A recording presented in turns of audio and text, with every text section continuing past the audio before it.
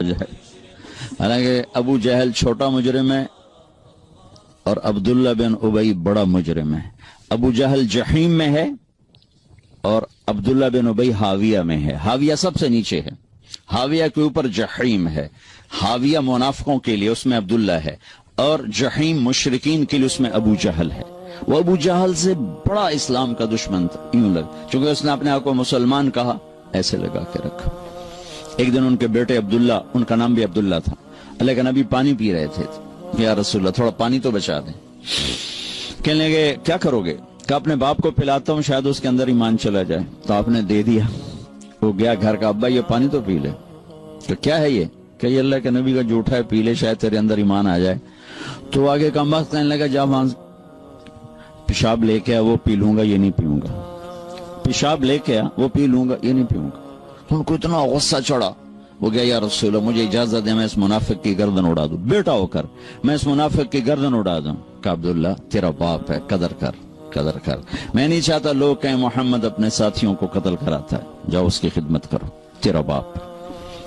جنازہ پڑھا, اپنا کرتا اتار کے کفن کے طور پر دیا, اور اس کو قبر میں اتار چکے تھے. آپ دیر ہو گئے, آپ ذرا دیر سے پہنچے, اس کو دوبارہ قبر سے باہر نکلوایا, اس کے منہ میں اپنا لعاب ڈالا کہ شاید بخشش ہو جائے.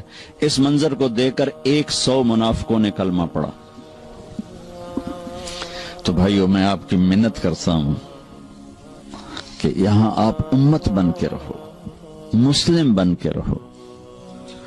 جو تمہارا عقیدہ ہے, جو تمہاری سوچ ہے, اس کو گلے سے لگا کے رکھو, لیکن دوسروں کو احترام دو, عزت دو, سب کو اپنا پسند. سارے ہم نے تو غیروں کو اپنا بنانا تھا, ہم نے اپنوں کو غیر بنا تھی. تو کتنی بڑی ظلم و زیادتی کی بات. جس کے دل میں ذرہ کے برابر بھی ایمان اٹکا رہ گیا, ایک دن جنت میں جائے گا. چونکہ ایک دفعہ ایسا ہوگا کہ جہنمی لوگ مسلمانوں کو کہیں گے کہ تم بھی دوزخ میں, ہم بھی دوزخ میں, تمہارے ایمان کا کیا فائدہ؟ تو اللہ تعالیٰ اس پر فرمائیں گے کہ جس نے زندگی بھر میں ایک دفعہ لا الہ الا اللہ کہا, اسے جنت میں ڈال دو. جس نے زندگی بھر میں ایک دفعہ خالی میرا نام لیا ہے, اس کو بھی جنت میں ڈال دو. پتہ نہیں اللہ تعالیٰ کس کو کس بات پہ خوش ہو کہ اللہ اس کو جنت دے دے, ہمیں اور کس بات پہ ناراض ہو کہ اللہ ہماری پکڑ فرما دے.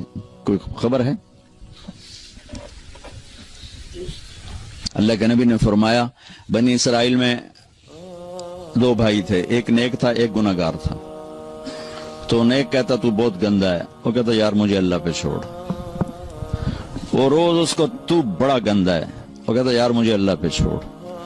تو ایک دن کہنے لگا تیری بخشش نہیں ہو سکتی, اللہ کی قسم اٹھا لی. وہ دونوں مر گئے.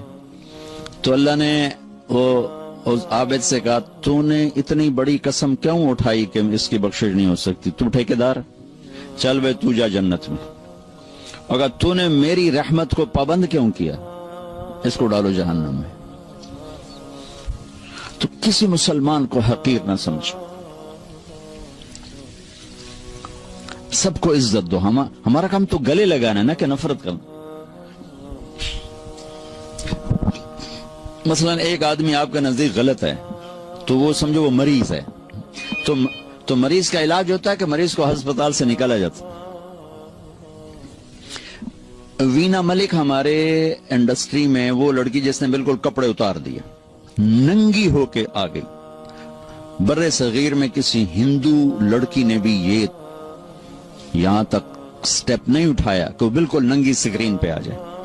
وہ لڑکی تھی جو ننگی ہو کے سکرین پہ آ گئی انڈیا میں. تو میں 1 جنوری کو پہنچا ٹیونس سے دبئی, تو مجھے کسی نے کہا کہ وینا ملک کی شادی ہو گئی. میں نے کہا یار میری ملاقات کراؤ. انہوں نے کہا آپ اس سے ملیں گے. میں نے کہا کیوں؟ اللہ کے نبی کی امتی ہے, پتہ نہیں کب اللہ دل بدل دے. تو اس کو پیغام بھیجا, اس نے معذرت کر لی, کہا نہیں میں نہیں آتا. میں نے کہا چلو مجھے اجازت دو میں آ جاؤں. تو اس نے کہا وہ آنا چاہتے ہیں تو آ جائیں. میرے ساتھ جواد وسیم تھے, وہ ٹی وی میں کام کرتے ہیں, ماشاءاللہ تبلیغ میں بہت کام کیا انہوں نے. میں ان کو ساتھ لیا اور اس کے گھر چلا گیا. اس نے ایک نوجوان تھا, اسد پٹھان تھا, اس سے انہوں نے شادی کی تھی. تو میں